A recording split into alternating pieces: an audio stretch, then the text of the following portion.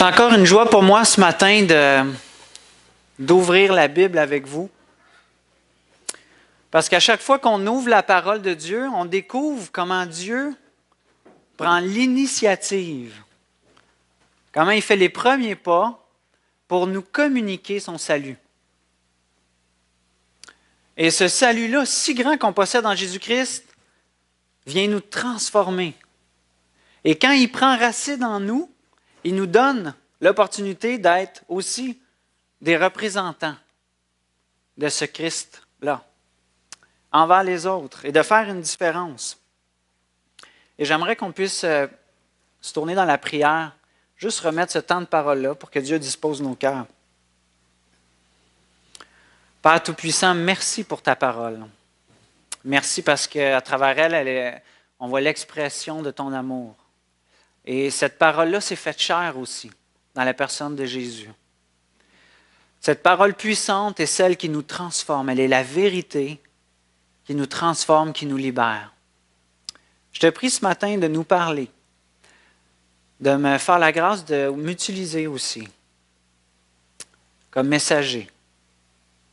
Et merci Seigneur parce que tu utilises des vases fragiles, des vases imparfaits et que dans ta grâce, tu les transformes jour après jour. Bénis ton assemblée, Seigneur. Bénis tous ceux qui écoutent et qui par la foi mettent en pratique ta parole. Amen. Si je vous demandais ce matin, c'est quoi la chose la plus difficile à faire dans la vie? Qu'est-ce qui est la chose la plus difficile à faire dans la vie? Si vous y réfléchissez un petit peu, peut-être qu'il y en a qui diraient « Moi, ça serait faire du bungee. Hein? » C'est pas tout le monde qui veut faire ça. Peut-être que d'autres, ça serait de mettre un serpent autour de son cou. Hein? Il y en a qui réagissent. Je ne dirais pas tous les animaux, là, d'un coup, qu'il y a des phobies un peu partout. Mais au plus profond de nous-mêmes, si on y réfléchit, une des choses difficiles qui serait sûrement en tête de liste, c'est de pardonner. Pardonner. Et si vous n'êtes pas certain, réfléchissez si ça arrive que vous rencontriez des gens qui prennent des distances avec d'autres personnes, qui décident peut-être de ne plus leur parler, jamais, qui décident de ne plus être blessés. Des personnes qui sont très critiques envers d'autres personnes. Ou des personnes que juste en mentionnant un nom deviennent irritées, ça soulève une émotion. Et je souhaite sincèrement que ce ne soit pas votre cas ce matin. C'est mon souhait, mais ça se peut que ça le soit. C'est possible. Et si ça l'est, le message de ce matin va être particulièrement pertinent pour toi. Puis dans tous les cas, que ce soit notre cas, qu'on n'ait pas pardonné ou qu'on ait pardonné, on a besoin d'entendre encore à nouveau comment la grâce de Dieu vient faire une différence dans chaque domaine de notre vie, et particulièrement dans le domaine du pardon. Parce que si ça ne ferait pas de différence, nos vies ressembleraient un petit peu à la chanson de Luc de la Rochelière, qui dit « Tout le monde veut que tout le monde l'aime, mais personne aime tout le monde. » Hein? C'est pas réjouissant, cette chanson-là. Hein? Tout le monde veut que tout le monde l'aime. Hein? Je veux que tout le monde m'aime, mais moi, je ne suis pas prête à aimer tout le monde. Et ce n'est pas comme ça qu'on a appris Christ, hein, frères et sœurs. On a appris que Jésus-Christ est venu nous aimer et qui nous apprend à aimer par son amour notre prochain comme nous-mêmes. Si au cours de ta vie, tu as fait des vœux par rapport à une offense que tu as subie, si tu as dit quelque chose du genre « Plus jamais personne va me dire quelque chose comme ça, va me faire quelque chose comme ça. Plus jamais personne ne va me faire mal. » Il y a des bonnes chances que ce soit un symptôme d'un cœur verrouillé, que tu l'as cadenassé, que tu as pogné la clé et tu l'as pitché à l'autre bout du monde. Et si tu as fait ça, ça se peut que ce soit impossible pour toi de te rendre vulnérable à nouveau puis de t'engager à être aimé ou à aimer. comme Dieu te le demande de le faire. Et ce que tu oublies dans cette décision-là, dans un vœu comme ça que tu as pris, peut-être, c'est que si tu persévères dans ce vœu-là, si tu marches dans cette décision-là, tu oublies qu'il y a des répercussions éternelles à ce choix-là pour ton avenir. Ce matin, on va voir une facette cruciale, indispensable que Dieu veut nous enseigner à travers le pardon. Et cette histoire, ce message-là se trouve dans l'Évangile selon Matthieu. Donc, vous pouvez toujours tout de suite tourner dans Matthieu 18, 21 à 35. Le contexte, on sait que Matthieu, c'était un ancien collecteur d'impôts, mais qui s'est converti. Il s'est converti et probablement que ce collecteur d'impôts-là, il ne pouvait pas retourner dans sa job comme Pierre qui était pêcheur. On sait qu'il pouvait pêcher même après sa conversion, mais lui, probablement qu'il ne pouvait même pas retourner là. Il était libéré de l'esclavage du péché. Il a décidé de suivre Jésus comme disciple. Et Matthieu présente Jésus comme le Messie. Il s'adresse particulièrement aux Juifs, mais son enseignement est aussi pertinent pour nous. Et il présente Jésus comme le Messie, le roi éternel, qui devait venir, qui était annoncé par les prophètes dans l'Ancien Testament et qui maintenant est venu sur la terre, qui est mort sur la croix et qui est ressuscité. Et tous les enseignements de Jésus, toutes ses actions, on doit les considérer comme tels, comme les enseignements du roi des rois, le Seigneur des seigneurs, le sauveur de l'humanité. Et le passage qu'on va lire, se trouve juste après la transfiguration, où Jésus était transfiguré sur la montagne avec Pierre, Jean et Jacques. Et on voit qu'après la transfiguration, Jésus raconte plusieurs paraboles. Des paraboles, c'est des petites histoires qui illustrent le royaume de Dieu. Et ces paraboles-là ont été racontées par Jésus alors qu'il avait déjà annoncé à 2 reprises à ses disciples qu'il allait mourir sur la croix et ressusciter. Donc, ces petites histoires-là sont super importantes, super précieuses. Ils nous présentent le royaume des cieux. Comment il doit être vécu, par quelle puissance il peut être vécu aussi. Donc, tournons ensemble Matthieu 18, 21 à 35. Je vous ai donné de l'avance. Mais moi, j'ai la petite corde qui me rend ça plus rapide. Matthieu 18, 21 à 35. Alors Pierre s'approcha de Jésus et lui dit, « Seigneur, combien de fois pardonnerai-je à mon frère lorsqu'il péchera contre moi? Est-ce que ça sera jusqu'à 7 fois? » Jésus lui dit, « Je ne te dis pas jusqu'à 7 fois, mais jusqu'à 70 fois 7 fois. » C'est pourquoi le royaume des cieux ressemble à un roi qui voulut régler ses comptes avec ses serviteurs. Quand il se mit à l'œuvre, on lui en amena un qui lui devait 10 000 sacs d'argent. Comme il n'avait pas de quoi payer, son maître ordonna de le vendre, lui, sa femme et ses enfants, et tout ce qu'il avait, afin d'être remboursé de cette dette. Le serviteur se jeta par terre et se prosterna devant lui en disant, « Seigneur, prends patience envers moi et je te paierai tout. » Rempli de compassion, le maître de ce serviteur le laissa partir et lui remit la dette.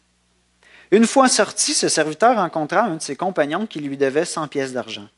Il l'attrapa à la gorge et se mit à l'étrangler en disant, « Paye ce que tu me dois. » Son compagnon tomba à ses pieds en le suppliant, « Prends patience envers moi, je vais te payer. » Mais l'autre ne voulut pas et alla le faire jeter en prison jusqu'à ce qu'il ait payé ce qu'il devait.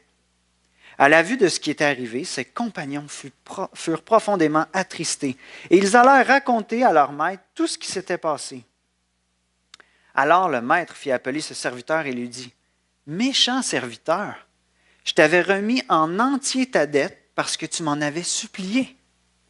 Ne devais-tu pas, toi aussi, avoir pitié de ton compagnon comme j'ai eu pitié de toi? » Et son maître, irrité, le livra au bourreau jusqu'à ce qu'il ait payé tout ce qu'il devait.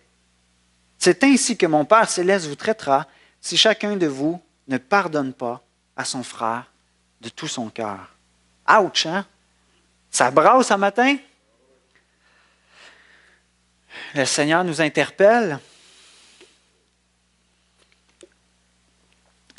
Le passage qu'on vient de lire souligne quelque chose d'important. Hein? C'est pas quelque chose de facile, pardonner. Déjà, c'est pas facile en soi, mais en plus, si c'est un péché qui est fait à répétition, ça arrive plusieurs fois que la personne nous blesse de la même manière. Et là, ça commence à vraiment être le bout. Hein? Si en plus c'est pour le même sujet, encore la même affaire, ça vient encore faire mal, hein? D'autant plus fort. Mais on voit ici que Pierre connaît son Seigneur. Enfin, il pense le connaître. Et il s'en va vers lui, puis il pose la question, « Hey, combien de fois je dois pardonner? Est-ce que ça serait jusqu'à 7 fois? » On voit ici, c'est encore une formule mathématique. C'est-à-dire, après 7, est-ce que j'ai atteint l'objectif? Mais Jésus-Christ vient défaire ces formules-là, ces réflexes-là du régime de la loi. Et il vient nous montrer vraiment son cœur, encore une fois. Il dit non, je ne te dis pas jusqu'à 7 fois, mais 70 fois 7 fois. La bouche a dû y tomber, hein? Et la plupart d'entre nous, on connaît cette réponse. C'est une histoire probablement que vous avez déjà lue. Mais comment ça se fait que pour certains, ça semble impossible à faire? Et comment ça se fait que pour d'autres, ça soit un fardeau qui est quand même doux et léger? Jésus, il ne nous demande pas des choses faciles à faire. Même ce que Jésus nous demande, ça nous est impossible à faire. Et si vous êtes les enfants de Dieu, vous savez ces choses, hein? Si vous suivez Jésus, vous savez que vous avez besoin chaque jour de goûter à la grâce de Dieu, de vous tourner vers lui, de tourner vos regards vers sa grâce. Mais quand on se tourne vers lui, quand, en tant que ses enfants, on découvre comment la grandeur de sa grâce devient une puissance qui nous rend capables de faire sa volonté, qui rend ses enseignements, ses consignes comme un fardeau, doux et léger, parce que c'est lui qui le fait à travers nous. Et c'est ce que j'aimerais que cet enseignement puisse faire ce matin dans vos cœurs, que sa grâce soit la puissance qui vous donne la capacité de faire ce qu'il vous demande. Et on voit dans l'enseignement, dans l'histoire, la parabole du serviteur impitoyable, on voit comment Jésus nous fait découvrir comment l'Évangile est la clé qui nous donne accès au pardon. J'avais un PowerPoint, je ne sais pas si on l'a. Et on va voir un petit peu les personnages. On va juste faire un survol de comment les personnages viennent nous enseigner sur le pardon. Au début, on voit qu'il y a un roi. Vous êtes d'accord? Hein? Un roi qui demande à ses serviteurs de rendre des comptes. Puis là, on peut se demander, qu'est-ce qu'un roi a rapport à faire avec mon pardon? Hein? C'est moi la victime, je suis avec quelqu'un m'a blessé, c'est pourquoi le roi là-dedans? Mais en fait, on voit que le roi, c'est Dieu. Ah, il y a même le lien pour l'image. On voit que le roi, c'est Dieu. Hein, au verset 23, il y a un roi qui fait venir ses serviteurs. Et ça nous montre un peu l'image que tôt ou tard, on va avoir des comptes à rendre devant Dieu. Que tu sois victime du péché des autres ou que tu sois l'offenseur, on va rendre des comptes devant un roi. Et à quelque part, c'est rassurant. C'est rassurant de savoir qu'il y a un roi, un juste juge, qui prend en main ce qui se passe dans nos vies. Et c'est ce que l'apôtre Jean aussi affirme. Il confirme ça, qu'il va y avoir un roi avec lequel on va rendre des comptes. Et on le voit dans Apocalypse 20, versets 12 à 15. Apocalypse 20, versets 12 à 15. Même, on peut commencer à 11. Il dit ceci, Jean. « Je vis alors un grand trône blanc et celui qui y était assis. La terre et le ciel s'enfuirent loin de lui et l'on ne trouva plus de place pour eux. Je vis des morts, les grands et les petits, debout devant le trône. Des livres furent ouverts. Un autre livre fut aussi ouvert, le livre de vie. Les morts furent jugés conformément à leurs œuvres, d'après ce qui était écrit dans ces livres. La mer rendit les morts qu'elle contenait. Les morts et le séjour des morts rendirent aussi leurs morts, et chacun fut jugé conformément à sa manière d'agir. Puis la mort et le séjour des morts furent jetés dans l'étang de feu. L'étang de feu, c'est la seconde mort. Tous ceux qui ne furent pas trouvés inscrits dans le livre de vie furent jetés dans l'étang de feu. Ouf, un autre passage qui nous brasse et qui nous interpelle. Hein? On voit dans ce passage-là que même les morts vont être jugés. C'est pas fini une fois qu'on est mort. Non, il y a la résurrection. Tout le monde ressuscite, les bons comme les mauvais, et tout le monde passe devant le tribunal de Dieu. Et cette vision-là peut facilement devenir une vision terrifiante pour chacun de nous, hein? Dans le sens qu'elle nous fait poser la question, est-ce que je suis prêt en moi-même à rencontrer le roi? Est-ce que je suis prêt à rencontrer ce juge-là? Et la réponse se trouve dans le prochain personnage. Le serviteur qui n'a pas les moyens de payer sa dette, c'est en fait toi puis moi. On pourrait remplacer par un serviteur nommé Marc-Olivier, devait 10 milliards de dollars à son maître. Et son maître l'appela, puis il lui demandait de rendre des comptes. Puis Marc-Olivier dit « Je vais tout te payer, laisse-moi du temps. » Puis on connaît la suite de l'histoire. En fait, si on compilerait chacune de nos mauvaises pensées, chacune de mes mauvaises pensées, chacun de mes mauvaises paroles, de mes mauvaises actions, même de mes mauvais motifs dans mes bonnes actions, ça serait une dette impossible à rembourser. Ça serait une dette comme si je devais 10 milliards de dollars à quelqu'un, puis que j'arrive devant lui avec cette dette-là. Et c'est le reflet de ce que nous sommes.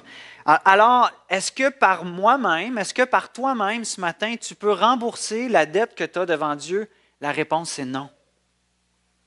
Et à l'époque biblique, si quelqu'un devait une dette, on pouvait exiger que lui et sa famille travaillent pour rembourser cette dette-là, toute leur vie, s'il le fallait. Et si ce n'était pas suffisant, ils pouvaient être vendus comme esclaves. Ils pouvaient aussi être jetés en prison, si c'était nécessaire. Si tu as de la difficulté à pardonner, je t'invite à faire un exercice que peut-être tu n'as jamais fait. Prends une feuille, prends un paquet de feuilles, écris le nombre de fautes que tu as commises envers Dieu. Fais juste réfléchir à ça, puis commencer à les écrire. Là, tu vas te dire, ben voyons, ça n'a pas de bon sens, personne ne fait ça, on le sait bien. Ouais, mais si tu as de la difficulté à pardonner à quelqu'un, peut-être que cet exercice-là va t'aider. En fait, je pense qu'il va t'aider. Il va t'aider à le faire. Commence, hein? J'ai menti là, j'ai pensé telle affaire. Je pensais être bon par mes propres œuvres, puis plaire à Dieu en faisant ci, en faisant ça. Je cherche à plaire aux gens en faisant ça. Hey, ça finit plus. Hein? En fait, je pense que ça continue encore à chaque jour. C'est une liste interminable. Et je pense que l'un des premiers points pour comprendre le secret du pardon, c'est de réaliser à quel point on est pécheur. À quel point on n'a pas les moyens de rembourser notre dette envers Dieu. On a une dette éternelle envers Dieu. Et c'est impossible à rembourser par nous-mêmes. Malheureusement, comme ce serviteur-là, il nous est arrivé à un jour ou l'autre dans notre vie de dire « Attends, je vais te rembourser les 10 milliards. Je vais faire des bonnes actions. Je vais me reprendre. » Et ça ne marche pas. C'est comme si un ivrogne frappait votre enfant et le tuait, puis disait « Ben, je vais faire du bénévolat pour rembourser la dette. » Ça marche-tu?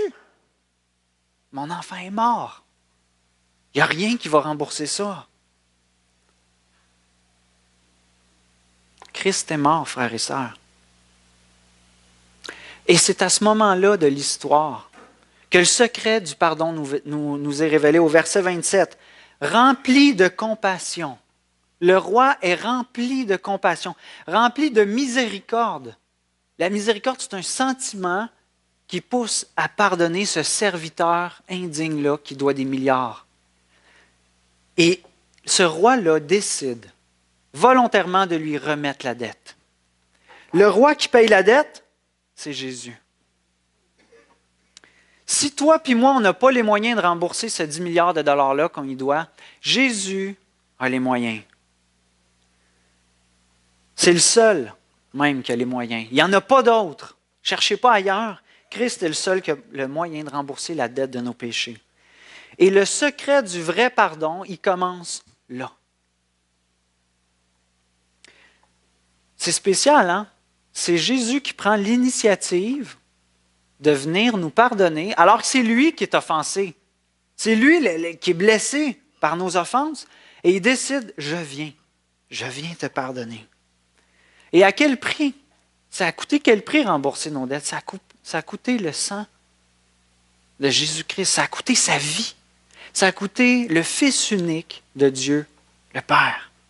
On le voit dans 1 Pierre 1, 18-19. Vous le savez, en effet, ce n'est pas par des choses corruptibles, comme de l'argent et de l'or, que vous avez été rachetés de la vaine manière de vivre, dépourvue de sens, que vous avez transmise vos ancêtres, mais par le sang précieux de Christ, qui s'est sacrifié comme un agneau, sans défaut et sans tache. Hein? Ça a coûté cher. Est-ce que ça coûte cher, pardonner? Oui, ça coûte cher. Le pardon implique l'annulation de la dette. Ça implique qu'on décide de ne pas faire payer l'autre alors qu'on a tous les droits de le faire payer. Ça signifie qu'on absorbe la douleur, la blessure, la honte, la peine et les conséquences qu'on doit subir à cause de l'offense de l'autre. Quelqu'un qui détruit ta réputation, ça continue après, même s'il demande pardon. Hein? Et quand tu pardonnes, tu acceptes que peut-être des gens vont avoir une vision de toi déformée parce que quelqu'un a détruit ta réputation. Et tu acceptes chaque jour de porter ce fardeau-là. Ça coûte cher, pardonner. Mais c'est justement ce que Jésus a fait pour toi puis moi. Mais qu'est-ce qui se passe à la fin de l'histoire? Comment ça, l'histoire se finit tragiquement? Puis que finalement, le serviteur dont la dette avait été remise, finalement, il se retrouve à devoir tout payer. On voit un peu plus loin dans l'histoire que qu'est-ce qu'il fait, le serviteur? Il voit un de ses compagnons qui devait 20 piastres. Puis il pogne à la gorge. Puis il dit, toi, tu vas payer. Tu vas payer, tu me dois de l'argent. Puis c'est là que je le veux. Puis son compagnon fait comme lui avant. Hein? Il dit, laisse-moi une chance, laisse-moi du temps, je vais te rembourser. Non. Tu vas en prison puis tu vas payer. J'ai mis 20 piastres, mais je ne veux pas minimiser les souffrances que vous avez vécues. Peut-être que c'est 100 piastres. Peut-être que même c'est 5 millions. Mais ça ne vaudra jamais les 100 milliards que moi et toi devons à Dieu. Et le serviteur qui fait payer son prochain, c'est en fait la personne qui choisit de vivre selon sa propre justice et non celle de Dieu. À travers cette situation-là, on peut se poser la question, pourquoi il refuse de pardonner? Pourquoi est-ce que je refuse ou que tu refuses de pardonner? Et qu'on en soit conscient ou non, derrière le refus de pardonner se cache toujours un mensonge, une fausse croyance, qu'on connaît ou qu'on ne connaît pas, mais on marche selon ça quand on refuse de pardonner. Peut-être que tu ne veux juste pas le faire. Tu te dis, c'est bien beau, Dieu l'a fait, tant mieux pour lui. Moi, je ne suis pas de même, puis je ne pardonnerai pas. Peut-être que tu ne veux juste pas être comme Dieu. Ou peut-être que tu penses que moi, je suis de même, puis Dieu, il me prendra bien comme je suis. Peut-être que tu crois que Dieu ne va rien faire. Tu dis, il n'est pas question que cette personne-là, avec l'offense grave qu'elle a commise, qu'elle s'en sorte sans justice, sans payer. Puis si je pardonne, il ne va rien se passer.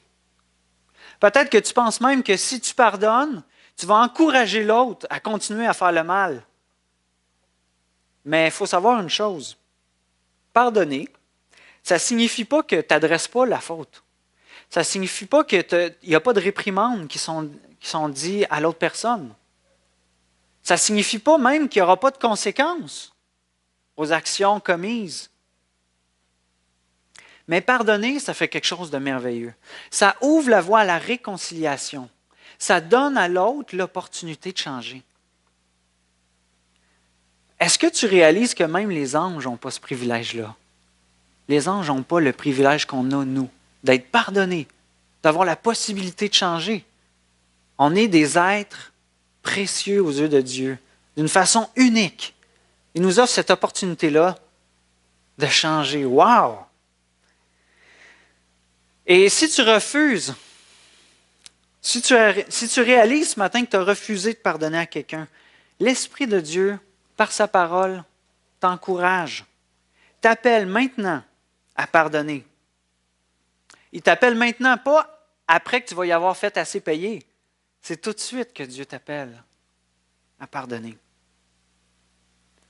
Et il t'appelle à le faire parce que tu as goûté la grandeur du pardon qui se trouve en Jésus-Christ.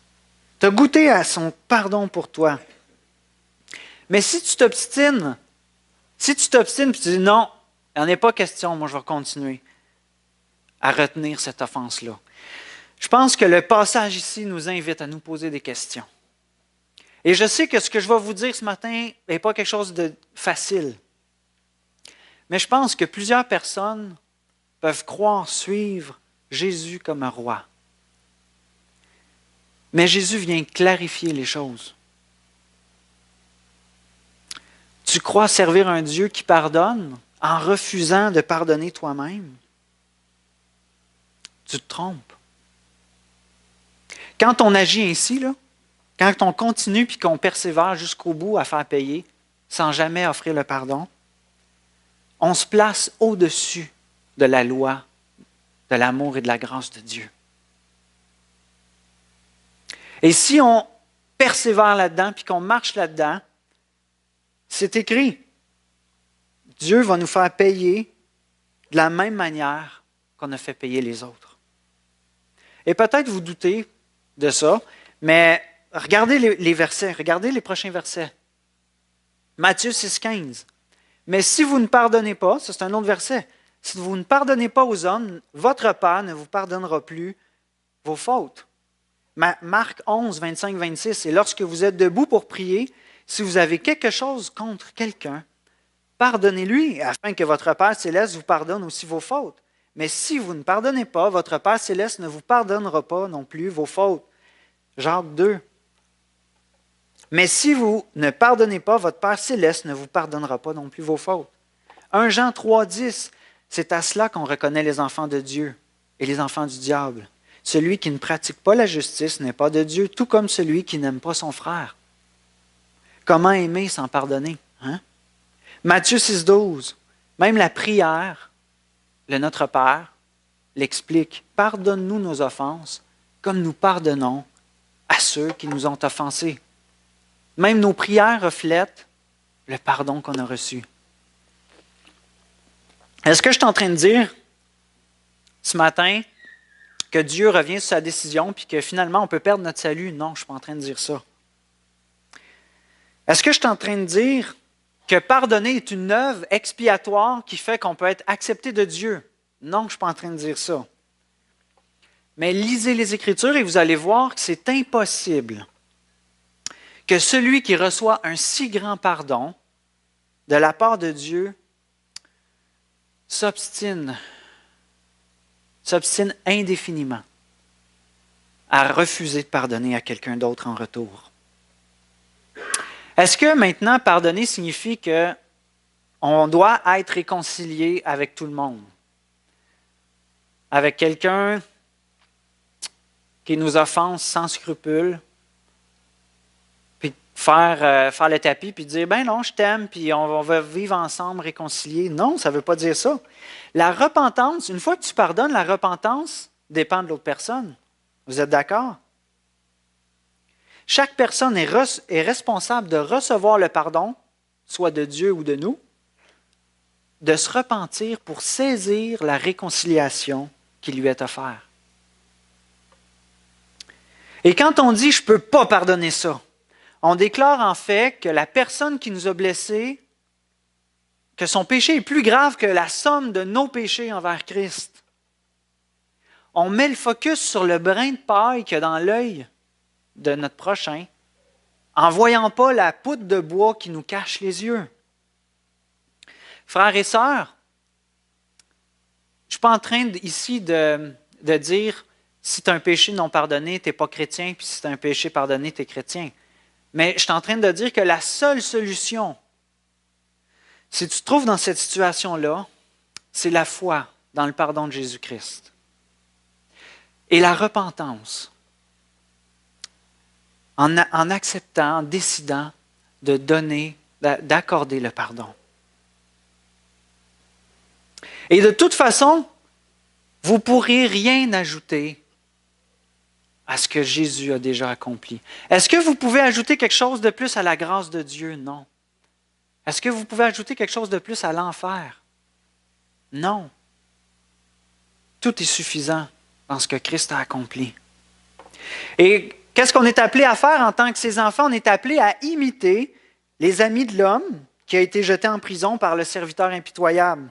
Qu'est-ce qu'ils ont fait? Ils ont vu ça, ils ont été vraiment attristés de son attitude et ils sont allés plaider la cause du serviteur devant le roi.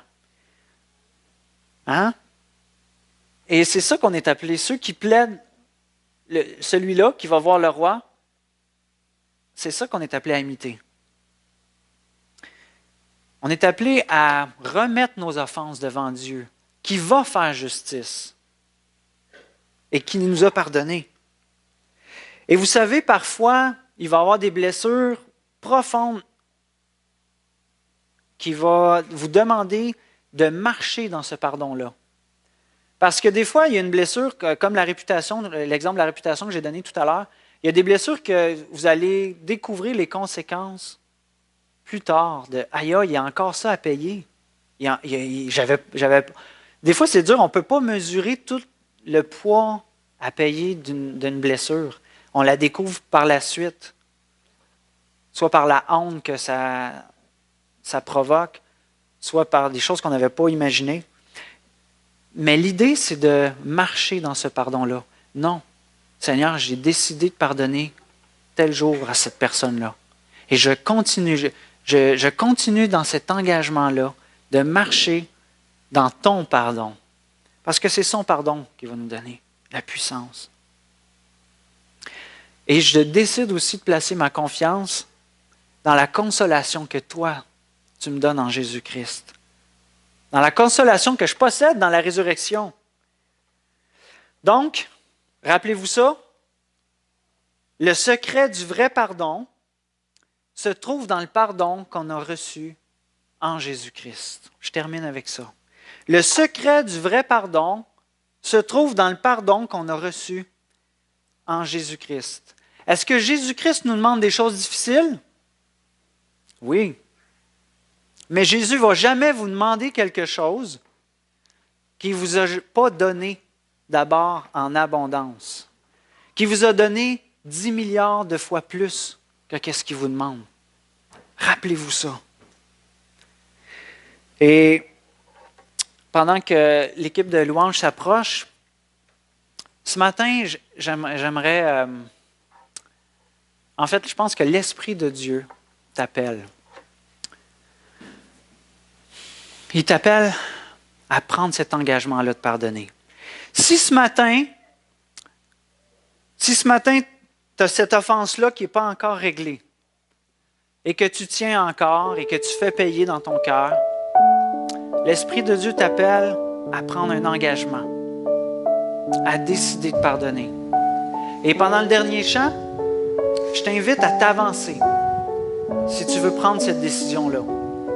Et je ne te demande pas d'exposer l'offense à tout le monde ici. Je te demande juste simplement de t'engager à dire « Je m'engage à pardonner par la foi en Dieu, par la foi en son sacrifice. » Et je vais prier pour toi après le chant, pour rendre grâce à Dieu de l'œuvre qu'il est en train de faire en toi. Donc, continuons avec le dernier chant.